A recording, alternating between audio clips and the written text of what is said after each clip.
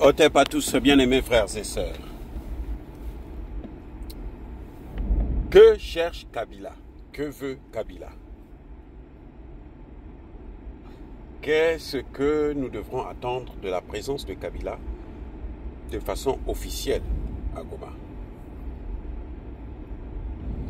En fait, ce qui est en train de se passer, et c'est ce que beaucoup de Congolais de RDC devraient comprendre,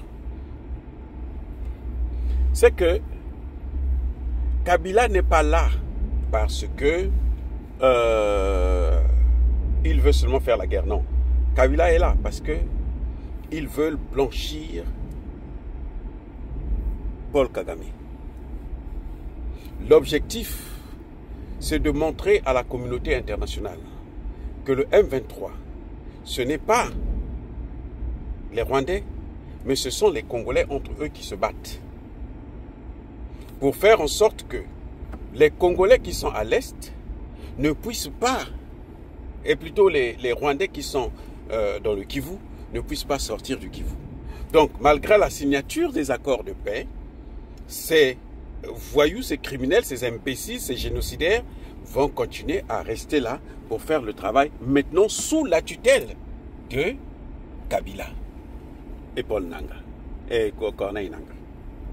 Ouais, ça veut dire que c'est une stratégie. Ils ont vu que les États-Unis demandent à Kagame de quitter la RDC.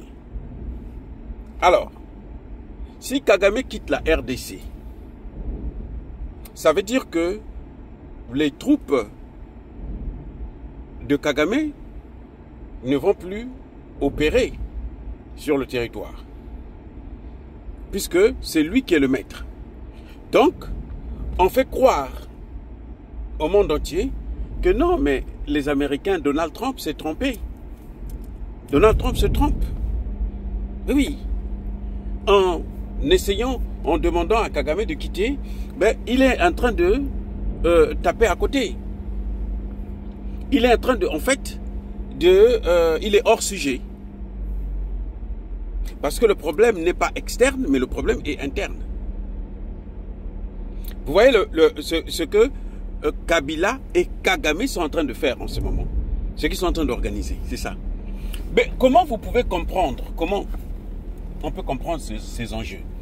Mais pour comprendre ces enjeux, c'est simple, c'est d'écouter un de leurs partenaires, un allié indéfectible de Kagame et Kabila, Monsieur Thabo Mbeki, l'ancien président sud-africain. Je vous ai déjà dit que Thabo Mbeki, c'est lui qui est à l'origine de ce que vous voyez en Côte d'Ivoire. Thabo Mbeki porte une très très lourde responsabilité. C'est lui qui a convaincu Laurent Gbagbo qu'il faut laisser Alassane Ouattara se présenter aux élections. Parce que c'est la seule chose que les Occidentaux attendaient. Donc Chirac lui a dit non, écoute, accepte seulement ça, c'est fini, c'est pas grave ça. Qui se présente seulement Laurent Gbagbo est populaire, donc il va gagner l'élection. C'était sans compter sur le fait qu'ils avaient préparé le coup. Et c'est le même coup qu'ils veulent faire dans le Sahel. C'est-à-dire qu'on demande aux pays du Sahel d'organiser les élections, et puis eux ils viennent, ils transforment ces élections-là. C'est pour ça que même Tshisekedi doit comprendre que s'il réussit à neutraliser Kagame, il n'a pas besoin d'organiser les élections tant qu'il n'y a pas la paix. Moi, j'avais déjà dit ça à l'époque. Les élections de 2019, là, 2020, là, n'auraient pas eu lieu si j'étais le conseiller de Tshisekedi. J'allais dire, mais qui l'a fait là? Vous ne voyez pas ce qu'est en train de faire Zelensky? C'est la même chose. Oui, mais bon, on a déjà dépassé cette étape. Mais ce qu'il faut comprendre aujourd'hui, c'est qu'en RDC, l'objectif est donc qu'à Thabo Mbeki, il passe sur la chaîne de télévision nationale. Hein. Il organise une émission, rien que pour ça. Quand on a insulté, quand Trump a humilié Ramaphosa, Thabo Mbeki n'est pas venu critiquer ça. Mais Thabo Mbeki vient critiquer la situation de la RDC. Que non, ce qui se passe là, ce que les Américains vont faire là, les accords qu'ils vont signer là, c'est sur le papier, mais dans la réalité là, il faut que Kabila, c'est avec Kabila qu'ils doivent négocier, parce que Kabila est congolais, Kabila est katangais. Et donc, c'est Kabila qui est la clé de ce problème-là. C'est une affaire interne. Et cette récitation, on l'a entendue d'abord chez Kagame, puis chez la Cinco, et maintenant, on l'a entendu aussi chez Kabila. C'est la même récitation que Thabo Mbeki est en train de prendre. Ce n'est pas Kagame, ce n'est pas l'Ouganda, ce n'est pas le Kenya, ce sont les Congolais entre eux. Vous voyez, bien aimés frères et sœurs, vous voyez là où on est en train d'aller. Question, quelle est la solution? Vous savez, chaque fois qu'il y a un problème, il y a aussi une solution. Vrai ou faux? Il y a une solution. Je vous ai déjà dit que, en fait, Kabila est là depuis longtemps à Goma. Il part, il revient, il part, il revient. Là, il a officialisé maintenant sa résidence à Goma avec les M23, les terreaux.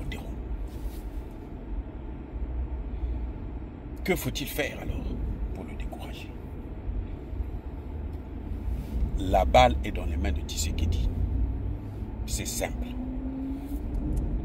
Il y a déjà une plainte juridique contre Kabila.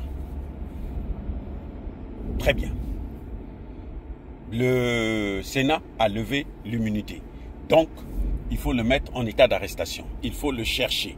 Il faut mettre toute l'armée, tous les militaires pour qu'on puisse chercher à l'arrêter. Je vous signale qu'il est allé prendre des mercenaires français, belges, ainsi de suite, pour venir l'aider. Au moment où je vous parle, il y a beaucoup de... Kabila a fait rentrer plusieurs mercenaires. Il a l'argent du Congo. Alors, à côté de cette démarche juridique, si je suis conseiller de Tshisekedi, je lui dirais, Monsieur le Président, vous devrez maintenant mener une démarche politique ou politico-judiciaire concernant la nationalité réelle de Kabila. Nous savons que Kabila est rwandais. Jean-Pierre Mbemba l'a affirmé. Mais il a affirmé en tant que personne. Il ne l'a pas affirmé au nom du gouvernement. Ce n'est pas Tshisekedi qui l'a dit. Il faut qu'il l'affirme au nom du gouvernement. Il faut que le président Tshisekedi, comme il l'a annoncé, il l'a dénoncé, M. Kabila est derrière le M23 et l'AFC, il ne faut plus avoir pitié de lui. Il faut tout sortir de ce qui est mauvais pour lui. Démontrer que Kabila est rwandais. Il n'est pas congolais. Ce qui revient à dire que toutes les années que Kabila a passées, il a travaillé pour le Rwanda. Et que puisque Kabila est rwandais, comme les Rwandais doivent quitter la RDC, alors Kabila aussi doit quitter la RDC.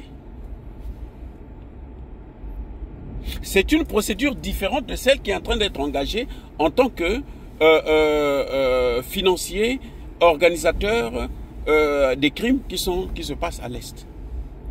Je vous signale, les amis, à peine hier, quand Kabila est rentré là, hier seulement, il y a eu plus de 100 qui ont été envoyés au repos éternel. Les amis, c'est un massacre. Oh mon Dieu, c'est un massacre. Comment les Congolais n'arrivent pas à comprendre ça? Donc, le président Tshisekedi, il ne faut pas cacher quelque chose. Vous savez, le président Tshisekedi le sait, qu'il n'est pas congolais. Il doit l'affirmer et il doit apporter au monde entier. C'est ça la diplomatie, non? Kabila est en train de venir dire que non, moi je suis congolais. C'est moi qui suis derrière le M23. C'est moi qui suis derrière l'AFC. Maintenant, c'est au gouvernement de montrer que non, mais lui, c'est normal qu'il soit derrière l'AFC puisqu'il n'est pas congolais, il est rwandais.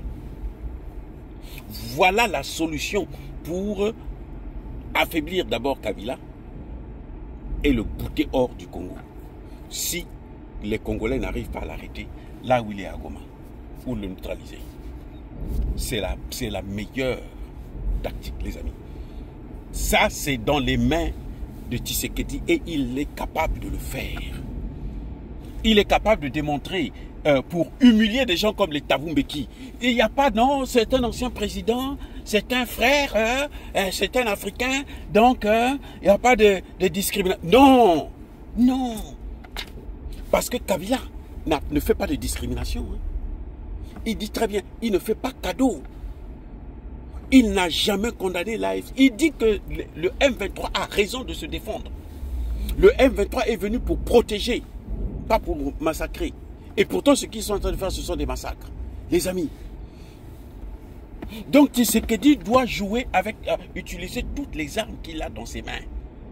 Le gouvernement de la RDC doit absolument donner toutes les preuves qu'ils ont que Kabila n'est pas congolais. Il est venu, il s'est installé en usurpateur, on l'a admis, mais maintenant il faut que ça s'arrête et que tous les Rwandais doivent sortir, y compris Kabila.